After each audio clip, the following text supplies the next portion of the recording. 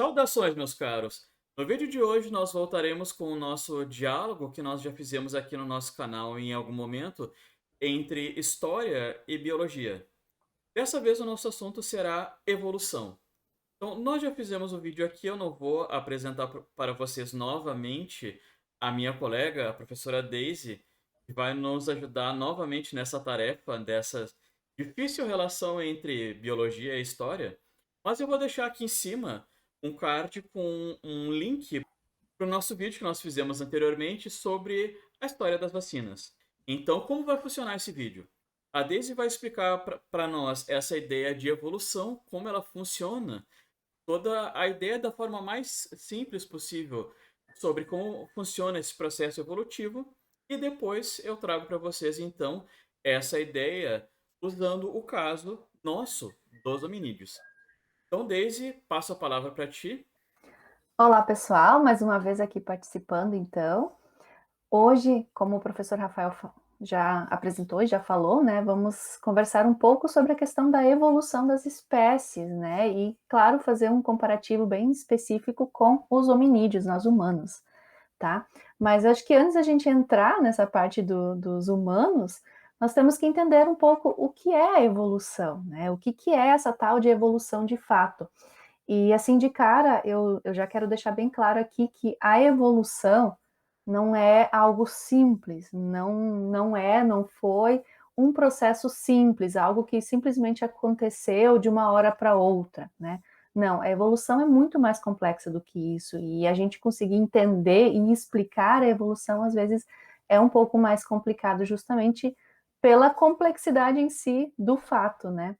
Mas a gente define a evolução, então, como qualquer mudança das características herdadas, porque a gente sabe que as nossas características são passadas adiante, são passadas de uma geração para outra através da reprodução, né? Então, se há uma alteração nas nossas características herdadas, essa alteração também vai ser passada para os próximos descendentes.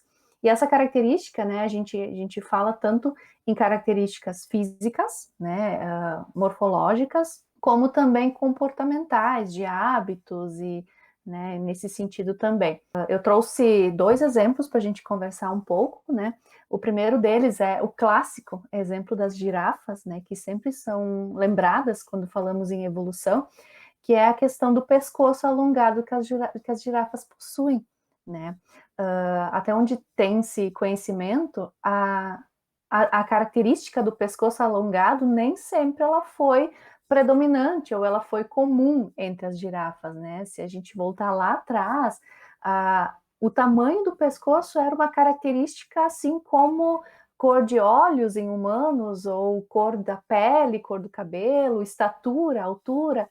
Então, assim como existem humanos mais altos e humanos mais baixos, a gente tinha essa diferenciação no tamanho do pescoço das girafas. Haviam algumas girafas que tinham um pescoço maior, mais alongado, e outras com um pescoço mais curto. Então, em uma época, em uma região com árvores altas, com plantas altas, e a gente tendo as girafas como buscando essas árvores como sua fonte de alimento, a girafa ou as girafas que tiveram mais sucesso eram as que tinham o pescoço maior, né? Devido ao pescoço mais alongado, elas conseguiam alcançar a copa das árvores com mais facilidade. Alcançando a copa das árvores, conseguiam obter seu alimento com mais facilidade, tornando-se então fortes, né, o suficientes para viverem, para procriarem, para reproduzirem e deixar descendentes. Consequentemente, né, a característica herdada, né, como eu disse antes, essas girafas que nasciam também com a característica do pescoço mais alongado. Com o passar dos anos, aquelas girafas de pescoço mais curto foram deixando de existir, né, porque como elas não tinham tanto sucesso para obter alimento, consequentemente ficando mais fracas e não reproduzindo tanto, a característica foi sumindo com o passar dos anos. A característica do pescoço alongado, então, foi a que predominou, que teve mais sucesso entre esse grupo, né? Então, esse é o primeiro exemplo.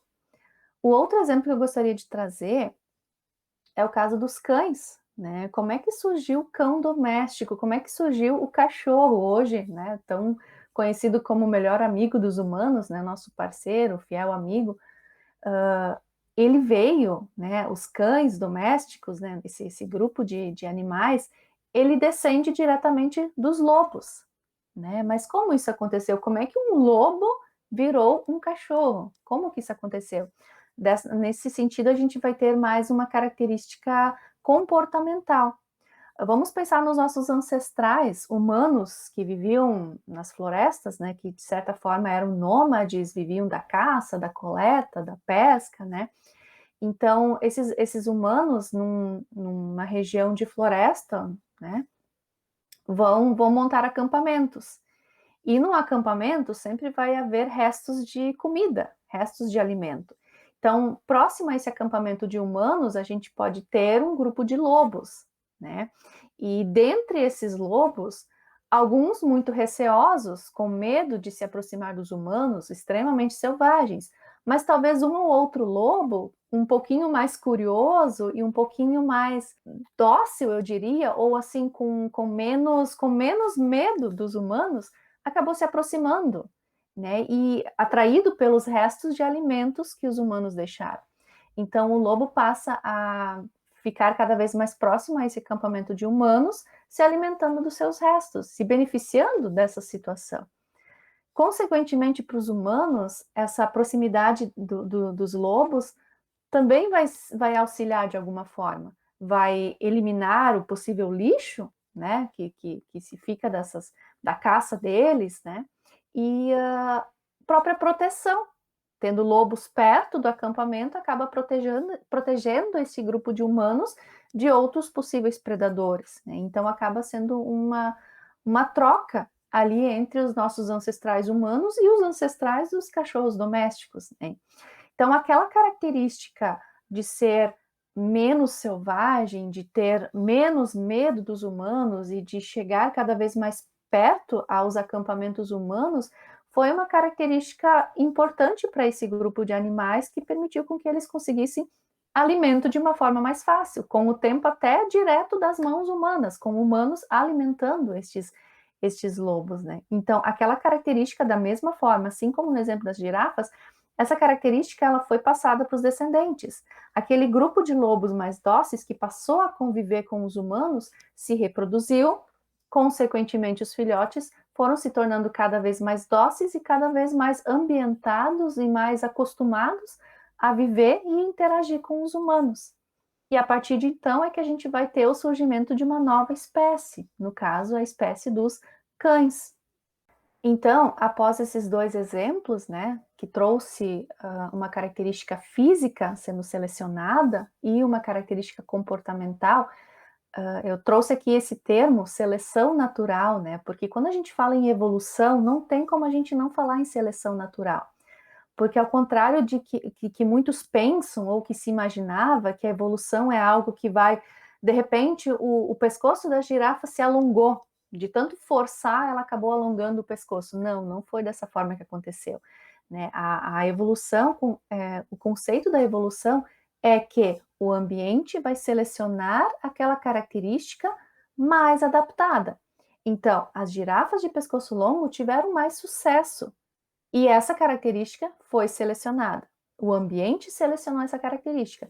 Assim como no caso dos lobos, né, a característica comportamental de ser mais dócil, de ter menos medo dos humanos, selecionou dentro do grupo dos lobos alguns animais que tinham essa propensão a ficar mais próximo dos humanos. Então, novamente, a gente vê a seleção natural acontecendo. O ambiente, as circunstâncias vão estar selecionando uma característica. Depois que essa característica foi selecionada, ela vai ser passada adiante, vai ser passada para os descendentes. Bom, pessoal, e é justamente essa ideia da seleção natural que a gente vai utilizar então para partir para o nosso exemplo. O exemplo da longa e demorada evolução dos hominídeos para chegar até nós, Homo sapiens. A gente vai partir dessa imagem aqui para a gente entender uma coisa muito simples. Olha, nós não evoluímos a partir do macaco. Com esse gráfico aqui, a gente consegue entender um pouco essa situação melhor. Vejam, Lá embaixo, na linha dos 600 milhões de anos atrás, surgiu então um ancestral em comum entre todos os primatas, pequenos mamíferos roedores. Esses indivíduos, então, eles foram evoluindo, eles foram se adaptando a ambientes diferentes, a situações diferentes, e essa seleção natural, então, foi agindo para que essas espécies elas fossem evoluindo para chegar até esses primatas modernos que nós temos hoje. Então, ali o gibão, o orangotango, o gorila, o chimpanzé e nós, Homo sapiens, todos nós somos primatas modernos que evoluímos ao longo dos milhões de anos desse ancestral em comum. Então é essa a situação, né? Nós, os gorilas, os chimpanzés, o gibão, nós temos um ancestral em comum, mas várias adaptações diferentes foram acontecendo para que esses primatas diferentes surgissem. Adaptação, então, essa ideia da seleção natural, dessa seleção pelo ambiente, é então a palavra-chave para a gente entender o nosso processo evolutivo. Então, assim como a professora Daisy ela falou de forma bem resumida, bem simplificada, essa questão da evolução, meu objetivo aqui também é esse. Eu não vou trazer para vocês assim todo o processo evolutivo com as várias espécies de hominídeos que nós tivemos para chegar até nós. O foco aqui é que a gente consiga entender como foi então esse processo de adaptação. A primeira característica dessa adaptação, uma das mais perceptíveis quando nós vamos nos comparar com outras espécies, com os nossos ancestrais, é justamente esse bipedalismo. É o fato simplesmente da gente conseguir andar em duas patas. Então, existe um motivo para que essa adaptação fosse feita, para que nós, essa espécie mais evoluída entre os hominídeos, tivesse então a coluna mais reta e conseguisse andar tranquilamente em duas patas. Depois de muitos estudos, vários cientistas então chegaram à conclusão que esse bipedalismo ele ajudou na adaptação da nossa espécie, principalmente na questão social. Porque como nós vivíamos em bando constantemente, então a gente tinha essa questão de compartilhamento de alimentos. Nesse sentido, o fato de nós andarmos em duas patas liberavam as outras patas para que a gente pudesse carregar comida para o nosso bando. Além disso, né, a gente tem várias indicações de que o fato dessas patas aqui estarem liberadas também acabou possibilitando para que, ao longo desse processo evolutivo dos hominídeos, a gente tivesse a habilidade de construir ferramentas. Além de ter, então, as nossas mãos liberadas nesse processo evolutivo, nós também tivemos uma necessidade de modificação da estrutura das nossas mãos.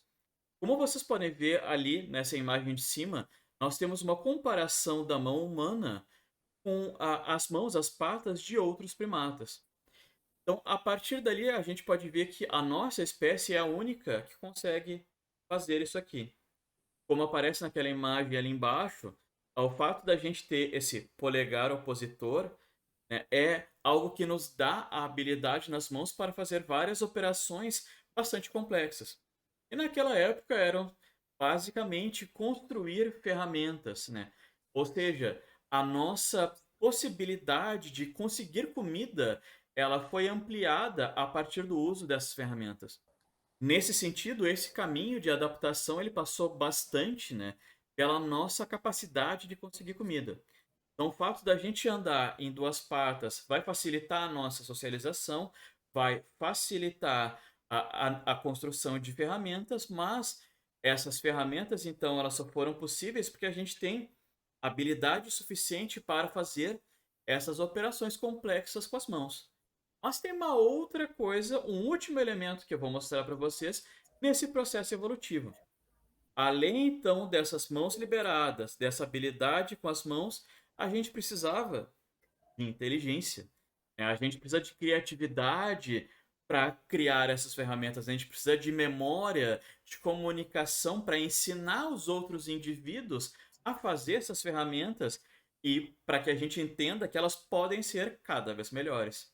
Então, esse aqui, pessoal, eu acredito que seja o elemento fundamental do nosso processo de adaptação.